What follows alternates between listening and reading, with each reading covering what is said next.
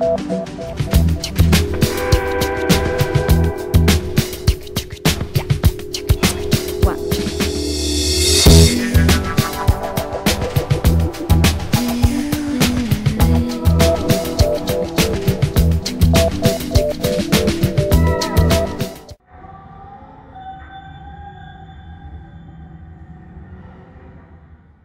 you know the story? No. Ernest Shackleton was an English explorer in the early part of the century, of the 20th century, and the story that we're focusing on is the story of in 1914 when he wanted to be the first guy to cross the continent of Antarctica. The ship got trapped in the ice and was destroyed, and he managed to save all of his crew with no radio, very little resources, but through optimism, great leadership skills, and obviously a great understanding of of the landscape and of sailing, he managed to save his entire crew.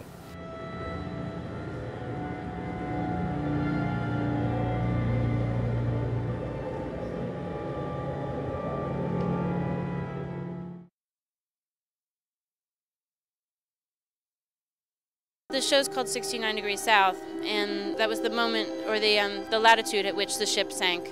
And so we refer to that in the story as the moment of crisis. And at that moment, Ernest Shackleton made a decision to change his objective, which was to cross the continent of Antarctica and rescue all of his men. So it's in that decision that we're really interested in, and we're making a juxtaposition with crisis now, and how do people deal with crisis. And the contemporary crisis we're looking at is climate change. So do we just continue on with what our objectives are in the face of what's happening environmentally, or do we stop and kind of take a new stock of what's happening and try to make holistic changes to save ourselves or save our planet, or make a reverse in what's happening?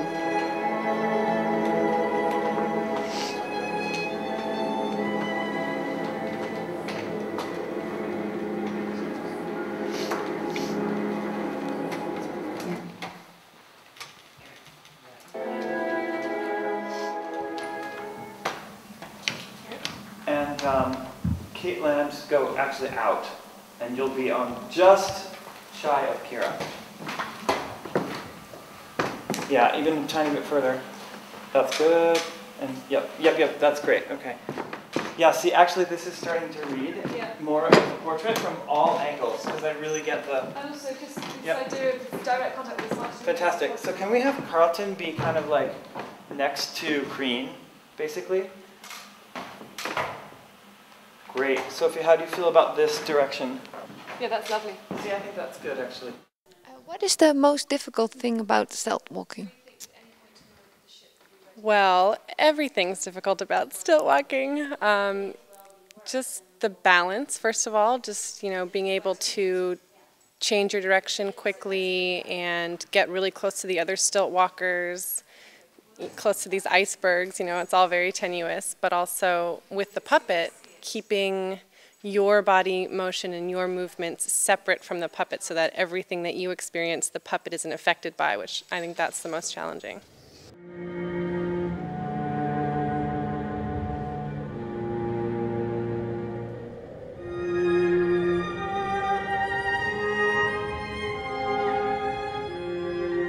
The idea began from a staging concept, so we were interested in putting puppeteers on stilts. There's something about puppets that puppets do very well, that, and I would dare say even better than actors can do, in that a puppet can be very neutral, and in the way that as much as the audience invests in them emotionally determines how rich their experience can be. So if what you're saying is that the puppets have more influence on our imagination, and that's why we experience it more. I would say so. We've worked with marionettes before. The stage can only be as deep as the human arm can reach, or you have to have a bridge that's above the whole audience. And when you have the bridge, the puppeteers are 20 feet or 6-7 meters away from the puppet, so you lose something in that. So Eric had this great idea to have people be able to walk all around with the marionette.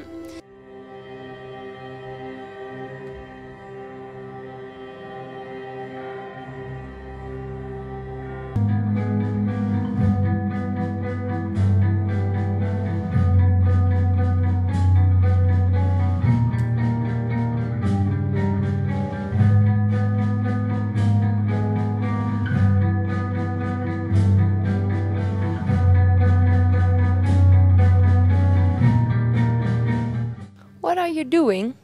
This puppet is having trouble walking, and he has a tendency to spin on his feet. So this is going to help it, I think. It's kind of like a pedicure for puppets.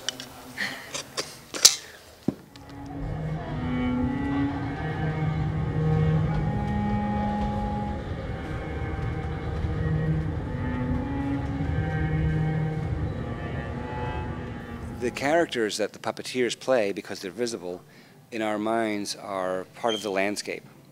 And they're not just as simple as trying to make them disappear. They represent the sort of spirit of the landscape. There's actually a story about Shackleton wherein he and a couple of his colleagues were alone, but they kept sensing that there was another person with them.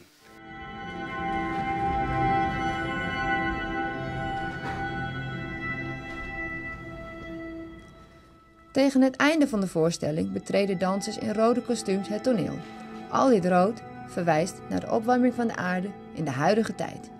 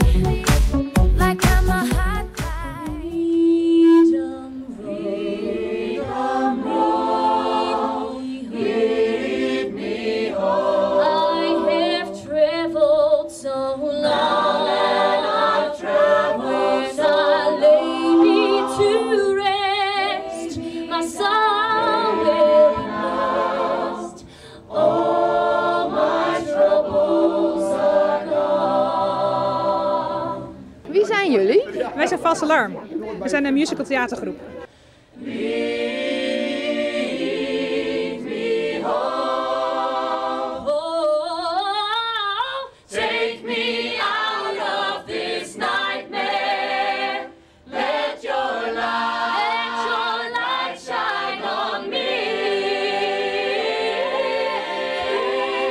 Waarom staan jullie op deze Noorderzondag?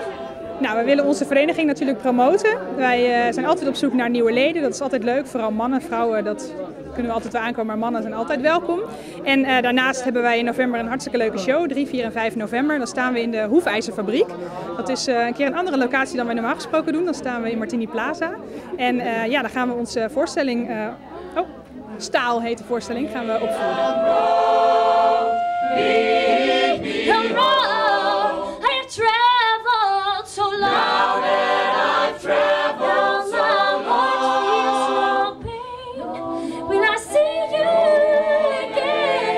Ja, je moet een auditie doen voordat je bij de groep komt. En de meeste mensen die hebben wel iets van zangles gedaan of al scholing gehad. Maar sommigen ook die zijn gewoon goed van zichzelf. Die kunnen zo meedoen. En we zijn allemaal amateurs, maar we proberen een zo hoog mogelijk niveau te bereiken met wat we neerzetten. We hebben een professionele regisseur, we hebben een professionele choreograaf en een professionele dirigent.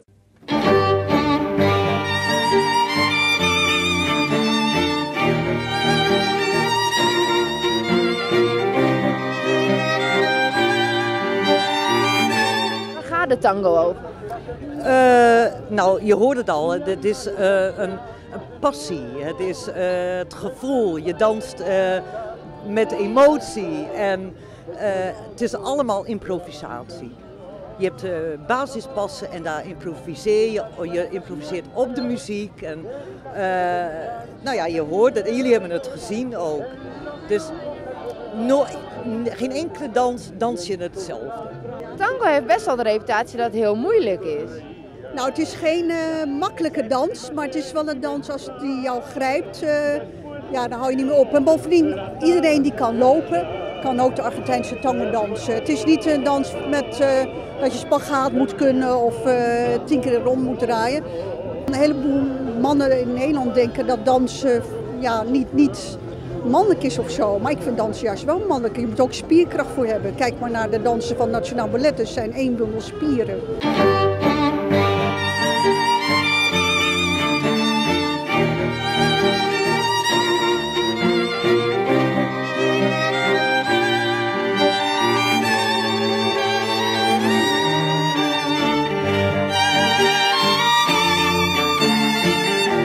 Is dit ook iets voor u om te gaan doen? Ja, ik denk het wel. Vertel. Nou, ik heb heel veel ritmegevoel. Want wij hebben namelijk gehoord vandaag dat het heel moeilijk is om mannelijke leden te werven. Voor het dansen? Ja. Oké. Ja, ik kan me er iets bij voorstellen. Vertel, wat is daar moeilijk aan? Nou, als je heel lang bent, dan is het heel lastig om te dansen. Dat had ik vroeger al toen ik in de disco stond. En dat vond ik niet natuurlijk, zeg maar, voor mij. Maar ze zeggen, ja, het is niet macho genoeg. Hoe denkt u daarom? Ja, dat is het ook. Het is helemaal niet stoer. Wij zijn van Golf Muziektheater. We hebben afgelopen jaar met Bom en Berend in de stad Schouwburg gestaan. En volgend jaar juni staan wij met de Titanic ook in de stad Schouwburg. En we staan hier dus niet te flyen. Gisteren nog met de NNO op de Ossenmarkt opgetreden. Dus kijk eens, ik moet het boek er even bij pakken, want dit is onze jongste lid. Die heeft ook afgelopen jaar heeft hij meegedaan in Bom en Berend. Ik zal even laten zien. Hij staat ook in het grote boek. Maar mijn opa zei tegen mijn ouders dat of ik mee wou doen. En dat wou jij wel? Ja. Was het ook leuk? Ja. Wat heb je allemaal gedaan daar? Gezongen en bloemetjes weggeschopt. En ik heb met het vlaggetje gezwaaid. Volgens mij had je ook een heel mooi kostuum aan. Ja. Draai je lichaam eens iets meer zo. Ja? Kijk eens over je schouder naar de camera. Nou, wij staan hier namens de fotoacademie en de fotoschool van Groningen. En ja, we hebben dus 2 soorten opleidingen. De fotoschool die zit meer in de wat kortere cursussen. En de fotoacademie dat is echt een fulltime opleiding. Nou, die kun je dagopleiding, avondopleiding, zaterdag. En doe je kin eens iets meer naar beneden, dat je een beetje opkijkt. Zo is het goed. Ja, mond dicht. Ja. Ja, trek eens die ene wenkbrauw omhoog. Ja, en een beetje zo, een beetje fel kijken. Heel goed. Is er een beetje interesse nog voor fotografie? Ja, en ik denk dat door de digitale technieken van tegenwoordig steeds meer mensen met een fotostel rondlopen. Dus je ziet ook heel veel vragen van, is het wel digitaal? Want ja, deze camera is nog ouderwets, analoog. Dus je ziet heel veel mensen geïnteresseerd naar de digitale camera's. Dames, jullie zien er prachtig uit, maar wat doen jullie hier? Wij gaan straks een optreden doen met hofdansen. Wij zijn een historische hofdansvereniging en ja, we gaan dus hier straks optreden. Een historische hofdansvereniging, wat kan ik me daarbij voorstellen? Nou, je hebt natuurlijk historische dansen, maar je hebt bijvoorbeeld volksdansen. Dat werd meer door het volk gedaan. En wat wij doen is hofdansen. Dat werd aan de adellijke Europese hoven gedaan. Dus daarom hebben wij ook dit soort kleren aan.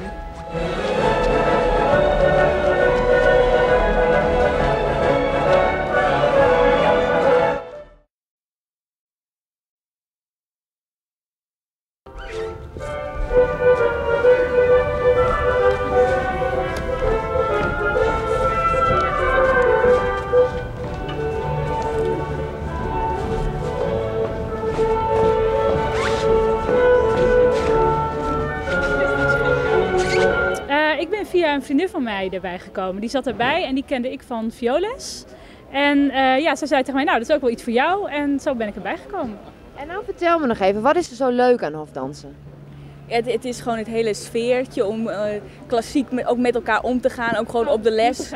Dan moeten de heren de dames vragen en om in een kostuum te zijn. Het is gewoon hartstikke leuk. Waar moet een jurk nou aan voldoen om in die tijd te passen? Nou, het is belangrijk dat de taille, die zit net iets boven de heupen. Want als je de taille hier vlak onder de borst hebt, dan zit je in de 19e eeuw. Dat is iets te laat voor ons. Er zit meestal een grote hoepel aan, met een heleboel ondergoed eronder. En bedekte schouders. Dat is erg belangrijk.